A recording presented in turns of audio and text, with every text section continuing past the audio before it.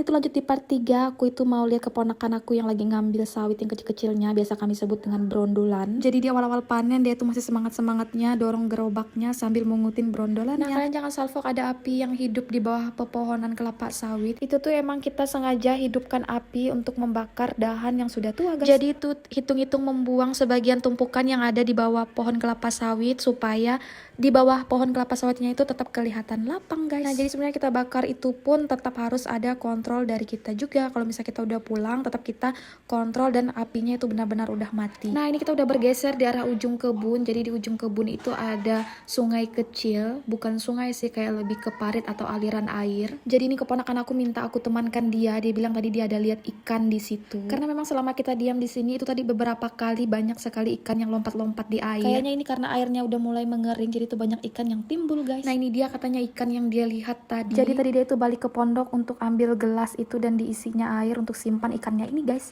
Nah, jadi selama kita diam di sini itu kita perhatikan banyak sekali ikan yang lompat-lompat di sini. Sayang sekali ini itu keponakan aku nggak ada bawa pancing, jadi dia nggak bisa mancing di sini. Padahal kalau ada pancing lumayan sambil nunggu mereka panen ini kami bisa mancing. Nah, ini nggak lama-lama di air tuh tadi kita udah naik karena lumayan seram airnya. Jadi kita mau lihat mereka muat buah dulu. Sekalian ini juga aku mau balik ke pondok, guys. Nah, ini videonya aku persingkat, ini tuh kalau nggak salah udah sore hari. Jadi itu cuacanya masih panas sekali. Jadi aku memutuskan untuk buat teh es dulu. Ini tuh kalau dinikmati pas panas-panasnya memang paling cocok lah minum es seperti ini. Nah, karena tadi sisa cendolnya masih ada, jadi di sini aku mau buat cendol lagi dan mau nikmati juga untuk cendolnya.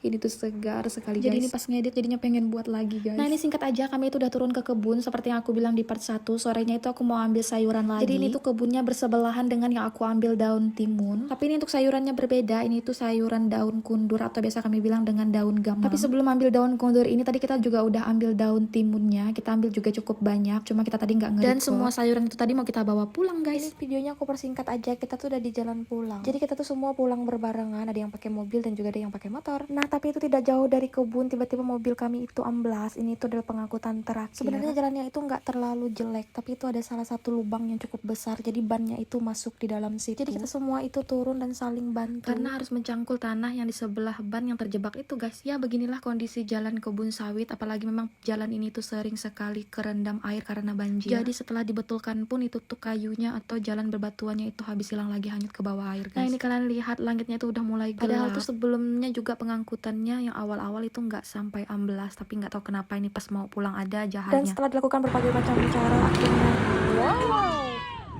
akhirnya mobil kita lolos juga. Sekian dulu keseharian aku di kebun. Terima kasih yang udah nonton. See you, bye-bye.